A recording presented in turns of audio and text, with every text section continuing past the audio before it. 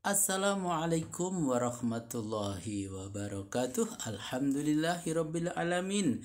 Pada kesempatan ini akan saya bacakan terjemahan Al-Qur'an surat Yusuf ayat 41 sampai dengan ayat 50. Aku berlindung kepada Allah dari godaan syaitan yang terkutuk. Dengan nama Allah yang Maha Pengasih dan Maha Penyayang. Hai kedua penghuni penjara, adapun salah seorang di antara kalian akan menjadi pelayan minuman anggur untuk raja, sedangkan yang lain dia akan disalib dan kepalanya akan dimakan burung. Demikianlah tamsil mimpi yang kalian tanyakan itu sudah terjawab. Yusuf telah mengamanatkan kepada seorang di antara yang akan dibebaskan, katanya, ceritakanlah perihalku ini kepada tuanmu. Tetapi setan telah membuat orang itu lupa akan pesan itu, sehingga tidak sampai diceritakannya kepada tuannya. Oleh karena itu, Yusuf terpaksa tinggal dalam penjara beberapa tahun lagi.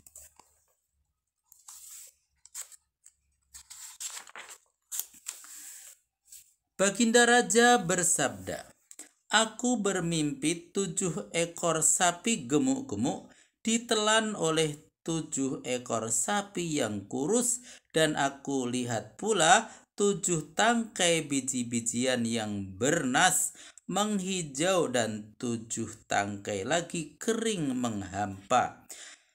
Hai para pembesar, coba terangkan kepadaku arti mimpiku ini, kalau kalian dapat mengartikannya. Mereka menjawab, itu adalah mimpi hampa belaka. Kami tidak mempunyai ilmu untuk menafsirkan mimpi semacam itu. Sementara itu, orang yang sudah lepas hukuman dari 2 orang pemuda tadi tiba-tiba teringat akan rekannya sepenjara yang sudah lama terlupakan itu.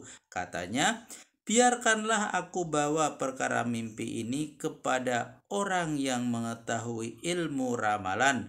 Suruhlah aku pergi ke sana. Hai Yusuf sang Sinantria, tuturnya, terangkanlah kepada kami tentang 7 ekor sapi gemuk-gemuk dimakan oleh 7 ekor sapi kurus-kurus, dan tentang 7 tangkai biji yang bernas dengan 7 tangkai lagi hampa. Sangat diharapkan aku dapat kembali menemui pihak yang berkuasa itu. Mudah-mudahan mereka dapat mengenal tingkat kecerdasan kamu. Catatan, Sinantria artinya yang bersifat jujur dan tepat dalam kata dan perbuatan dan dalam memberikan ramalan.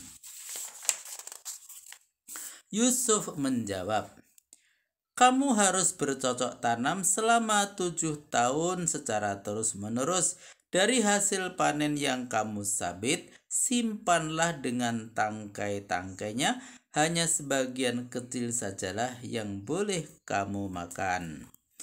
Selanjutnya nanti akan datang masa paceklik pada 7 tahun berikutnya yang akan menghabiskan persediaan yang telah kamu asingkan. Hanya sedikit saja yang dapat kamu sisakan. Sesudah itu akan datang musim hujan, hasil pertanian melimpah ruah sehingga orang dapat membuat anggur dari sari buah.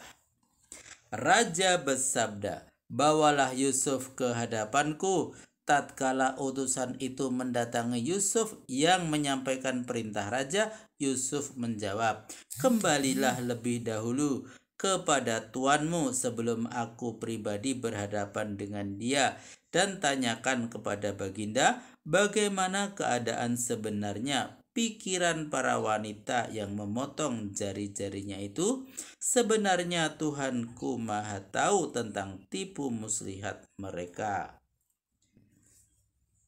Catatan: untuk mengetahui konteks cerita ini dengan baik, hendaklah dipahami bahwa waktu raja memerintahkan seorang utusan menjemput Yusuf ke penjara untuk menghadap Baginda, Yusuf menolak untuk hadir sambil menyuruh utusan itu kembali ke istana dan memesankan supaya para wanita yang memotong jari jemarinya pada jamuan makan di istana itu dimintai keterangannya oleh Baginda supaya Baginda tahu bagaimana hakikat peristiwa yang sebenarnya sampai Yusuf dipenjarakan tanpa dosa.